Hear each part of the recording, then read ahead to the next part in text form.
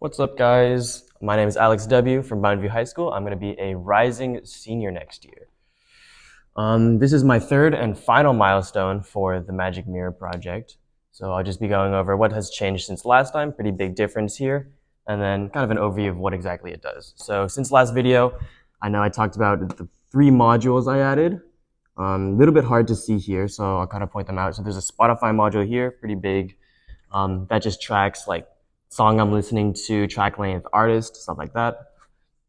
There's also a Notion module in the very bottom left over there, and that will track my to-do list from Notion. Notion is an organizational website. I use it to track all my daily goals and assignments, stuff like that. So that's super helpful for me.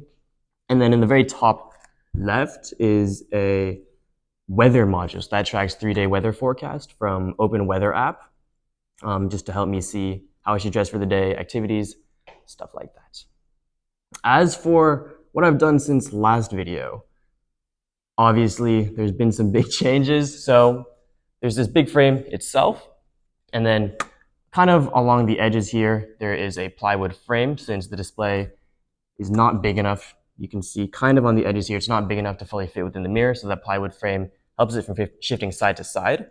And on the back, you can't see it, but there's nylon straps hooked through a wall mount that's keeping the entire mirror up. Eventually, it'll go onto the wall there. But these nylon straps are just preventing the monitor itself from moving forward and backwards, since there's nothing keeping it there besides that.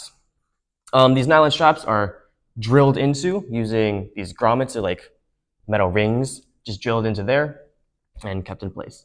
And then obviously there's the LED lights, well, LED, I guess, that's kind of embedded in there, glued on there as well. Challenges. There was a lot of things went wrong, I'll be honest. You can see here the mirror's pretty scuffed up. That's okay. The biggest one was actually securing the frame to the plywood itself. So there's 4 screws on each side down here, or up here and down here, that go through the frame and into the plywood itself. The first time I did it, I screwed in these top screws a little bit too low.